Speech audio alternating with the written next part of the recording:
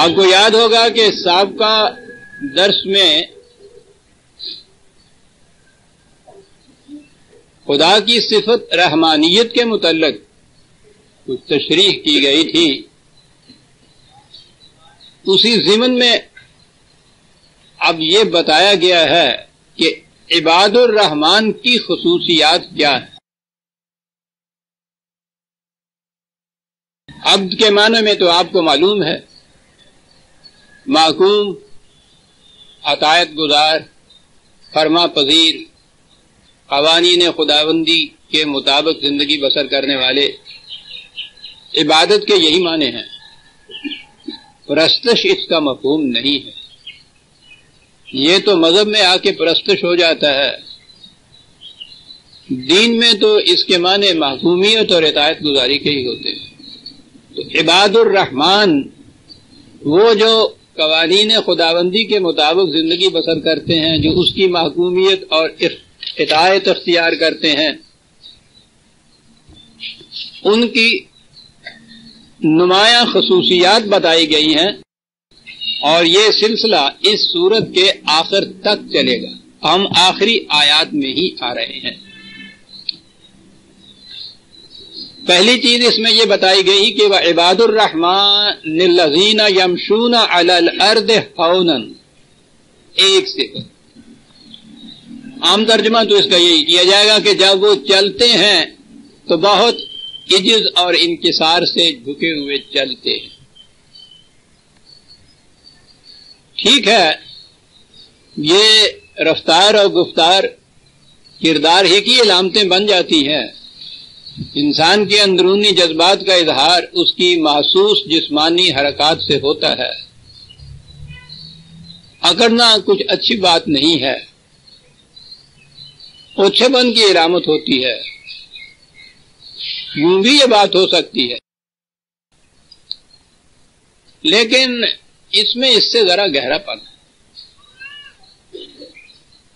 صرف اتنے معنی سے تو ہمارے ہاں، میں ذرا اور آگے چل کے بھی عرض کروں گا کہ ہمارے ہاں کا جو تصوف ہے، فقیری، درویشی، وہ اسی قسم کی آیات سے سہارے لے کر ایک خاص ٹائپ پیش کرتی ہے خدا کے بندوں کا. جھکے ہوئے، عاجز، ناتواں، انکسار ان کے اندر. کوئی چار گالیاں بھی دی جائے تو خاموشی سے سن لے، ایک گال پہ تمانچہ مارے تو دوسری گال سامنے کر دے. کچھ اس قسم کا نقشہ وہ کھینچتے ہیں خدا کے بندوں کا. توانائی اور قوت اور غلبہ اور اقتدار، یہ چیزیں ان کے دین میں ہوتی ہی نہیں. اس کا نام تو تکبر ہوتا ہے، اور تکبر عزازیل را خوار کر. پہلی چیز وہ سوچتے نہیں ہیں کہ خود خدا نے اپنی ایک صفت المتکبر بھی کہی ہے. یہ کبریائی جو ہے یہ ان کے ہاں، ان کے تصور میں بھی نہیں ہو. جو آپ کو معلوم ہے کہ وہ ہو جا کخ مصیدہ، یہ ان کے ہاں کی سب سے بڑی وصف ہوتی ہے. رڑکے ہی نہ پیارا میں کسی. اور وہ تو شاید آپ کو یاد ہوگا، پہلے بھی آیا ہے، وہ ہمیں پڑھایا کرتے تھے. وہ روہیل کھنڈ میں تھے، ایک اچھے بہت بڑے، وہ پٹھانوں کا علاقہ تھا. تو وہ بھی اس طرح سے تصوف میں آ گئے تھے. تو ان کا یہ مصرع تھا کہ تھے ہم پوت پٹھان کے دل دے موڑ، چرن لگے رگو ناتھ کے جائے نہ تن کا. تو کیا بات ہے. تو ان کے ہاں جب یہ اس قسم کی چیزیں آتی ہیں، یا وہ اپنے ہاں کا جو تصور ہوتا ہے خدا کے بندوں کا، اس کے لیے اس قسم کی چیزیں پیش کرتے ہیں کہ وہ چلتے ہیں تو جھکے ہوئے، انکساری سے، تواضع سے. یہ ٹھیک ہے، بکھرنا اچھی چیز نہیں ہے، اکڑنا اچھی چیز نہیں ہے، لیکن یہاں یہی بات نہیں ہے. صرف چلنے کے ہی معنی نہیں ہو سکتے. یہ یمشون علی الارض، پہلی چیز تو یہ ہونن ہے. یہاں اس مادے کے معنی میں ٹھیک ہے جھکاؤ ہوتا ہے، اصل میں اس کے معنی ہوتا ہے سکون، اطمینان، بفرے ہوئے نہ ہونا، اوچھا پن نہ پیدا ہو جانا، نہایت باوقار طریقے سے. اور یہ یمشون علی الارض ہے، یہاں ایک اور بھی نکتہ ہے، یہ عام طور پہ قرآن کریم میں فی الارض ہی آیا ہے. جہاں تک میری نگاہ کام کر رہی ہے یہاں یہ ایک ہی مقام ہے جہاں علی الارض بھی آیا ہے. تو یہ علا اور فی میں ایک ذرا سا فرق ہوتا ہے. علا کے معنی ہوتا ہے بالا تری، تو یہ جو چیز ہے، اور ارض کے معنی زمین ہی نہیں ہوتا بلکہ ملک اس کے معنی ہوتا ہے. بالا تری ملک کے اندر جب حاصل ہو جائے تو اس میں وہ اکڑتے نہیں ہیں، تبختر نہیں ان کے اندر آتا، بفرتے نہیں ہیں، وہ اوچھا بن نہیں ان کے اندر پیدا ہو جاتا، اور استبداد نہیں ان کے اندر آ جاتا، بلکہ وہ شاخ ثمردار کی طرح جھک جاتے ہیں. لیکن یہ جھکنا ہے کبریائی حاصل ہونے کے بعد، یہ فقیری اور درویشی کا جھکنا نہیں ہے. اس کے متعلق تو ساتھ ہی بہت پہلے سے کہہ گیا کہ تواضع سے گردن فرازہ نکوست، گداگر تواضع کند ہوئے ہوست.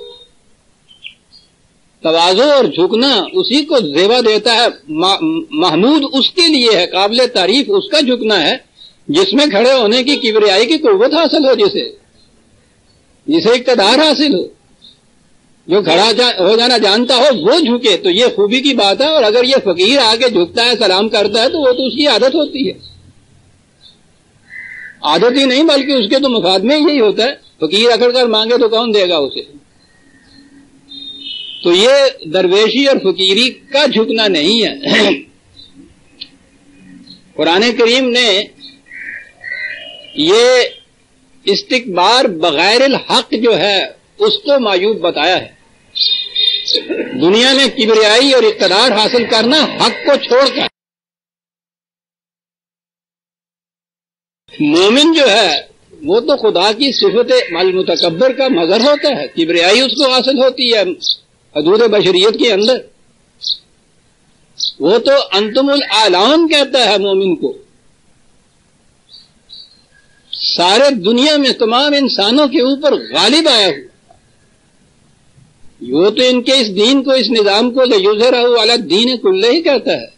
دنیا کے ہر نظام کے اوپر غالب آیا ہوا. جو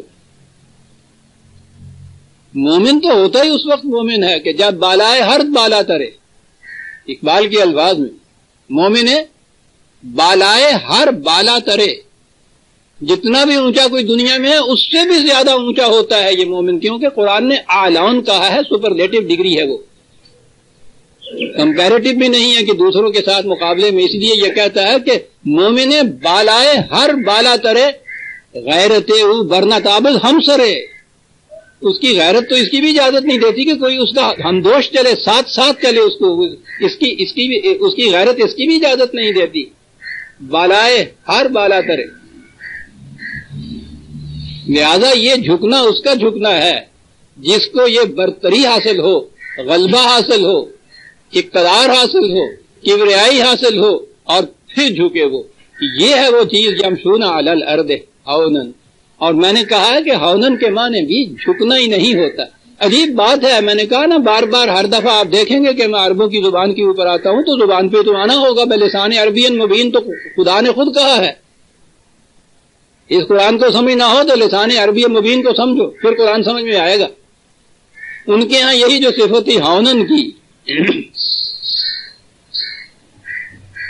وہ خود اپنے ہاں استعمال اسے کرتے تھے کہ اگر کوئی اپنے ارادے رضامندی سے خود گردن فرازی کی قوت رکھتے ہوئے جھکتا تھا تو اس کو تو وہ صفت محمود کہتے تھے. اور اگر کوئی دوسرا اس کو جھکاتا تھا تو اس کو وہ ذلت کہتے تھے. عجیب کون تھی یہ سا. جھکنا تو دونوں ہی جگہ ہوتا ہے. ایک جھکنا وہ ہے کہ اقتدار رکھتے ہوئے پھر اپنی مرضی سے، اپنے ارادے سے جھکے. اور دوسرا جھکنا یہ ہے کہ دوسرے کے استبداد سے جھکایا جائے. وہ لفظ تو ایک ہی استعمال کرتے تھے. ایک صفت ان کے ہاں محمود ہوتی تھی خود جھکنے کی، اور دوسری نہایت مذموم ہوتی تھی، اسے وہ ذلت کہتے تھے. تو یہ جو ہے نا کہ عباد الرحمن الذین یمشون علی الارض ہونا، تو میں نے کہا ایک تو یہ علی الارض غور طلب بات ہے. میں نے عرض کیا ہوا ہے نا کہ قرآن کے کسی لفظ سے ایسے نہیں آگے جانا چاہیے، سوچنے کی بات تو تھی. دیکھا میں نے یہ کہ جہاں تک میری، جیسا میں نے عرض کیا ہے، جہاں تک میری نگاہ نے کام کیا قرآن کریم میں علی الارض اسی مقام پہ آیا ہے، ورنہ فی الارض وہ کہتا ہے حجل. اور آج علا کے اندر ایک بالادستی کی قوت کا بھی اقرار ہوتا ہے. تو یہ ہونن کے معنی یہاں وہ جھکاؤ والی بات نہیں ہے، بلکہ سکون ہے، سکینت ہے، اطمینان ہے، وقار ہے. اس کے اندر اوچھاپن نہیں. وہ یہ کہتا ہے کہ جب ملک میں ان کو بالادستی حاصل ہو جاتی ہے تو ان میں وہ اکڑ خون نہیں ہوتی. یہ لفظ تو میں نے کئی استعمال کیے یہاں، اوچھاپن بھی کہا، اکڑ خون بھی کہا، لیکن وہ پنجابی کا لفظ جو اس کے معنی بیان کرتا ہے نا وہ تو بڑے جامع ہے. او پوتر نہیں جانتے کیا بتا. یہ ہے صحیح ترجمہ اس